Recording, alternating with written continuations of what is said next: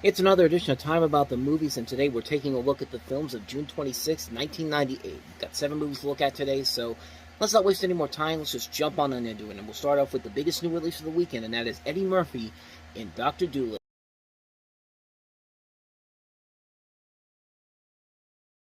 Interesting thing about Dr. Dolittle is that there's many different versions. Everyone knows the Rex Harrison version from 1967, which is a musical of the same name, and that's more of a closer adaptation to the book. There's, of course, these movies, and then there's the Dr. Dolittle movie that Robert Downey Jr. starred in, which tried to go back to more of what the Rex Harrison film was, even though it kind of failed on that front there. I could see why people think of it as a bad movie, but I don't hate it as much as everybody else does.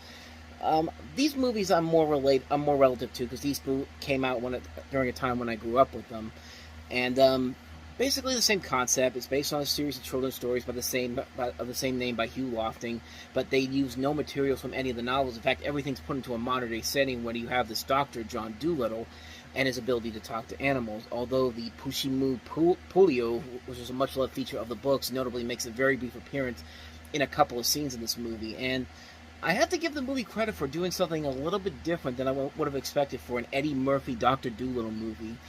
And I think they did a pretty good job with it. I think it is a very solid film. Eddie Murphy fits the role very well here.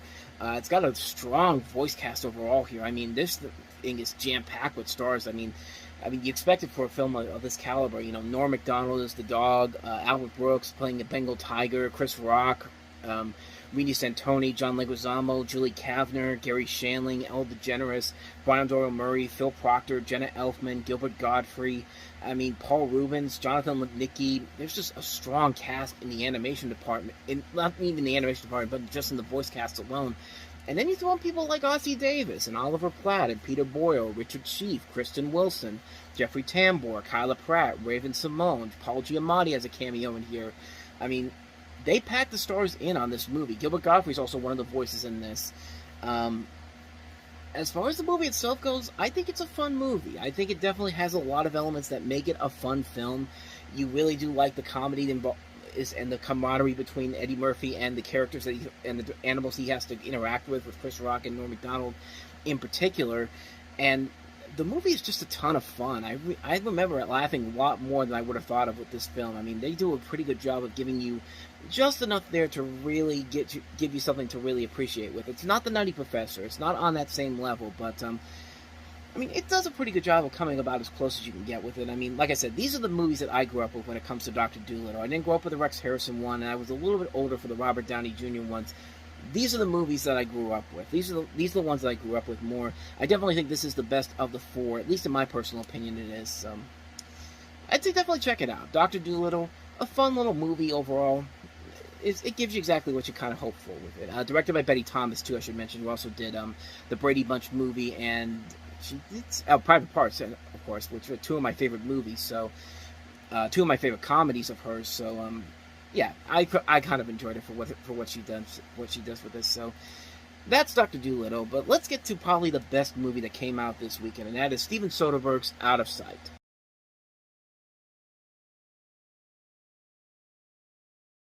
There's a lot of interesting little history in between what goes on in this movie and what goes on afterwards. First of all, this is directed by Steven Soderbergh, written by Scott Frank, and adapted from Elmore Leonard's book of the same name, which you're going to notice from some cameos in this particular film. You got George Clooney and Jennifer Lopez. Jennifer Lopez is a U.S. Marshal, Karen Sisco, and George Clooney is a bank robber. When they meet, and they meet as she's trying to bring him in, and they eventually fall for each other, and it leads to a lot of complications in between the two of them and their jobs and what they're trying to do. But not only that, but you have Ving Rhames, Don Cheadle, Dennis Farina, Nancy Allen, Steve Zahn, Catherine Keener, Albert Brooks. Michael Keaton briefly plays his role from Jackie Brown in this movie as the Samuel L. Jackson, who has a cameo in here. But not only that, of course, this led to a spin-off series for Karen Sisco starring Carla Gugino, which was actually really good. But unfortunately, it didn't last it only lasted one season, but it was actually a pretty decent show, and she would actually later reprise that role on an episode of Justified, and since Justified was based off a Elmore Leonard novel as well. And speaking of that, Paul Calderon, who plays Raymond Cruz in this movie, reprises that role in the recently aired miniseries Justified City Primeval. So there's a lot of interesting different universes coming together in this particular, all starting with this film. This is just a very fun, stylish movie. I love Steven Soderbergh's work, and George Clooney. How can you go wrong with him? Jennifer Lopez works very well here. I mean, looking sexy as all hell in this movie. I mean, the trailers for this movie literally have a scene where they're just showing you her taking her clothes off. I mean, well, George Clooney too. So we can appeal to both the men and the women. So, but they work off each other very well here. The comedy is very good. The writing overall is top notch. The acting overall is great. It's just a fun, stylized movie that just, I go back to it on a number of different occasions. I have a good time watching this movie every single time.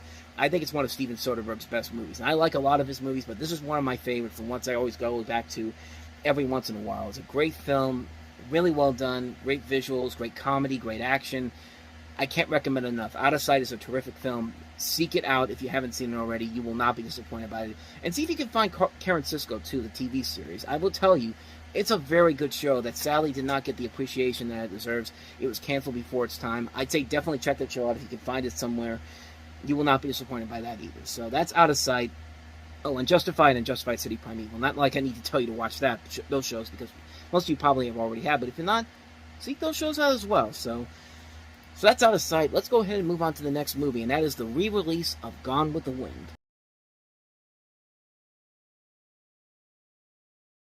Of course, Gone with the Wind, I don't think I need to tell you what the plot is, but in case you want to know, this is set in the American South against the backdrop of the American Civil War and the Reconstruction era, and follows the story of Scarlett O'Hara, played by Vivien Leigh, who's the strong-willed daughter of a Georgia plantation owner, and following her romantic pursuit of Ashley Wilkes, played by Leslie Howard, who's married to her cousin Melanie Hamilton, played by Olivia de Havilland, and her subsequent marriage to Red Butler, played by Clark Gable. This is a film that has a lot of production history, but it's also went on to win 10 Academy Awards, including Best Picture, Best Adapted Screenplay, Best Actress for Vivien Leigh, Best Supporting Actress for Hattie McDaniel, actually becoming the first African-American to win an Academy Award, which is unprecedented for the time.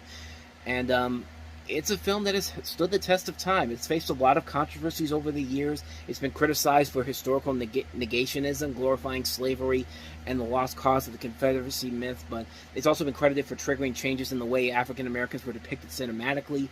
It's a film that has been regarded as many as one of the greatest films of all time, and me personally, I like it. I don't love it. I think stuff like Citizen Kane and Casablanca, those classic movies still hold up well. Those are some of my favorite movies of all time. So I think those movies hold up a lot better than Gone with the Wind does. But Gone with the Wind has just so much there that you have to appreciate, just on the visual and technical level alone. The production history they had to deal with. Vivien Leigh is very good here. Clark Gable. Like, it's a very good film. It's an entertaining film. It has flaws. It has a lot of notable flaws to it. I won't go as far as to say it's a cinematic masterpiece by any means, but I don't think it's as bad as most people give it credit. I don't think it's well, not even bad. I don't think it's as great as everybody makes it out to be, but it's not a bad movie either. It just doesn't have that lasting longevity to me compared to some of these other movies that came out around that time that still hold up after all these years, like Citizen Kane and Casablanca. But I'm not going to sit here and pretend like this isn't a great movie. It would have been interesting to see this on a big screen as they put this back in theaters for, I guess, maybe the 60th anniversary or something like that. I don't know why they put it back out there, but they put it out there. It was given a complete audio and video restoration when they had the 50th anniversary, and then released by Warner Brothers, who had just bought MGM at that point in 1998, yeah, like I said, it's a good movie. It's a good movie. I don't think it's a great movie per se, but I do think it's a good film overall. If you want to see a great piece of filmmaking in terms of the technical and visual levels, definitely seek this one out. I think it's more than worth it. I think most people have seen this movie, but if you've not, it's kind of required to go check this movie out. Even if you don't end up liking it in the end, it's kind of required viewing, honestly. So that's Gone with the Wind. So let's go ahead and move on to the next movie, and that is Smoke Signals. You have to remember one thing, Victor. He went back for you.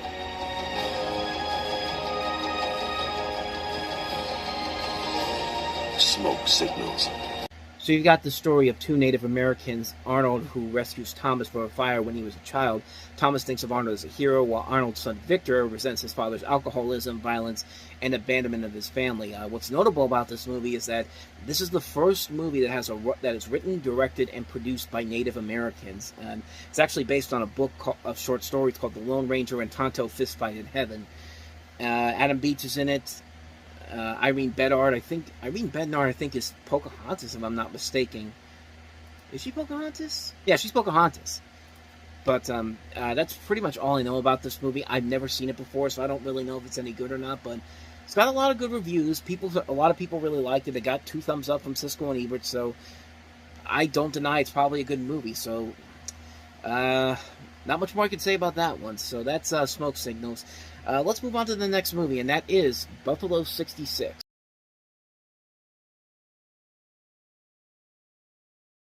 I wish I could show you that trailer because that trailer is amazing, but a couple things. One, even though this is technically a Lionsgate movie, I think Universal owns the rights to this, and Universal is very hard pressed when it comes to putting clips from their movies on there. So I only took a little bit from that trailer, but most of the trailer is just music and there's no dialogue in there. But so that's why I can't show it to you. But like I said, if you can find that trailer, seek it out because it's a damn good trailer. It's the directorial debut for Vincent Gallo, who gave us The Brown Bunny, and he stars in this along with Christina Ricci as well as Ben Gazzara and Angelica Houston. And you have Gallo playing a man who kidnaps a young tap dancer named Layla, played by Ricci, and is forced to pretend to be his wife to impress his parents, played by Gazzara and Houston, after getting released from prison. You also have Rosanna Arquette, Mickey Rourke, Jan Michael Vincent in here as well. And the title of this refers to the Buffalo Bills, the NFL team, who have not won a championship since 1965, the AFL championship game, which was actually played on December 26, 1965. The plot includes indirect references to the Bills' narrow loss to the New York Giants in Super Bowl 35, and which of course was decided by a missed field goal, wide right, Scott Norwood. Do the history on that, fun people. I'm here to just talk about the movie, and this is a really good movie, and just on that visual level alone, I think the trailer really suckered a lot of people in, myself included. I was just kind of like, what a bizarre-looking film, and what a cool-looking concept. And the movie definitely delivers on that. It has a great soundtrack with a lot of British progressive rock music. Vincent Gallo is very good in the film, and Christina Ricci continues to blossom into this rising young actress that keeps growing, that kept getting better and better with each film. We talked about her in Fear and Loathing in Las Vegas. It was a big year for her in 1998 to show everybody that, hey, she's a really good actress, and this movie definitely shows that. It's a really good movie. I'd say definitely check it out. Buffalo 66. I'd say definitely check it out. So, with that said, on to the next movie, and that is Picnic at Hanging Rock.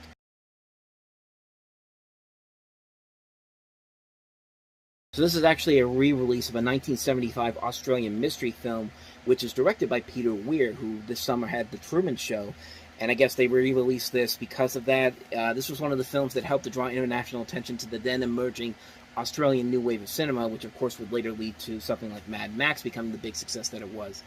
You basically have a story about several schoolgirls and their teacher during a picnic at Hanging Rock, Victoria, on Valentine's Day in 1900, and the subsequent effects of the local community. This film is notable because it also has Jackie Weaver, who would later go on to be nominated for an Oscar for a role in Animal Kingdom in 2010. And with that, I don't really know too much else about the movie overall. I thought I thought the trailer looked kind of interesting. It's kind of a 1970s trailer where they basically show you much of the movie itself and is without really showing you the entire plot of the film. I don't know. I mean, I've never seen it before, so I can't really say too much about it. But the trailer convinced me that it could be somewhat interesting. But that's Picnic at Hanging Rock. So on to the last film we have here, and that is Dear Jessie.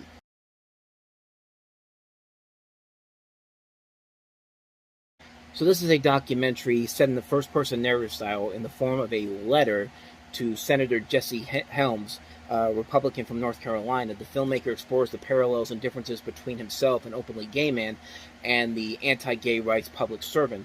And the film also features interviews with Helms' foes and fans, community activists, I should say, not communist activists, novelist Lee Smith and Alan Gurganis, openly gay Caribou Mayor Mike Nelson, and people in the street, including a brief interview with Matthew Shepard, then a student at Catawba College. I think I'm pronouncing that right. Catawba College. It's a college in Salisbury, North Carolina. Like I said, I don't know if I'm pronouncing that right, but if I did, I'm sorry. But I really don't know too much about this movie. I've never seen it before, never heard of it. Could be good. That's pretty much all I could give you on that one. So that's pretty much it. So that's Dear Jesse. So with that said, we wrap up another edition of Time About the Movies. Next time we meet, we'll have what ended up being the biggest release of the year, and that is Michael Bay's Armageddon. And we'll also look at Knights of Cabria, a re-release of a movie I don't know too much about, but 2 movies to look at next time around, so not a big week next week as we get to the midway point of 1998. But with that said, thank you so much for watching, and if you want to see more videos like this, please hit the plays on the next page, check out the previous video, and also hit the like and subscribe button if you want to see more videos like this on this channel. So with that said, I am off. I will see you guys next time, and until then, as always, thanks for watching, and take care.